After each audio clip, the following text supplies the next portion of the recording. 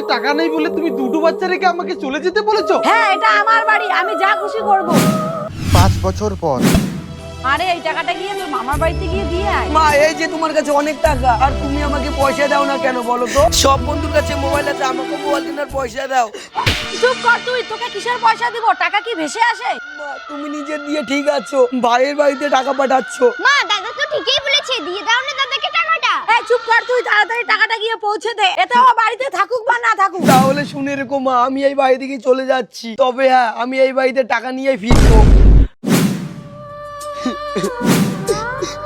আরে কে তুই? কি হয়েছে তোর? কেন কান্না করতেছিস? মানুষ মায়ের জন্য পাগল হয়, আমি মায়ের ভালোবাসা কোনোদিনও পেলাম না। থাক, আর একটু পরে তো সন্ধ্যা লেগে যাবে। যাবি তুই আমার সাথে?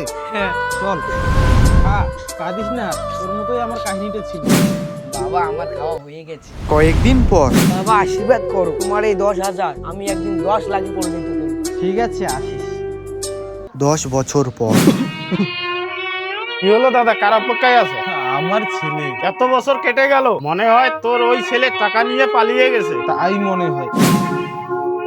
আমাকে চিনতে পেরেছো বাবা? বাবা, তুই এতদিন পরে আমার কাছে ফিরে এসেছিস? ফিরে এসেছি নয় বাবা, এই যে দেখো তোমার টাকা সুদে আসলে কত করে ফেলেছি আমি। এত টাকা কি করে পেলি তুই?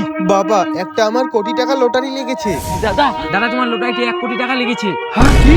আরে বাবা, আমার বুকে আয় তুই। বাবা চলো এখন টাকা ওদের মুখে মেরে আসবো। হ্যাঁ রে বাবা, একদিন টাকার জন্য আমাকে বাড়ি থেকে বের করে দিয়েছে। আরে দেখতেছি সম্পর্কের উপর টাকা পয়সার কোনো মূল্য নেই। হ্যাঁ মা, আমিও দাদা আর বাবাকে খুবই মিস করি। চলো না মা, বাবাকে খুঁজতে যাই। হ্যাঁ। এই সুন্দরী, আজকে আমাদের হাত থেকে কোথায় যাবি? কেউ নেই তোদের বাড়িতে? না না, আমাদেরকে ছেড়ে দাও।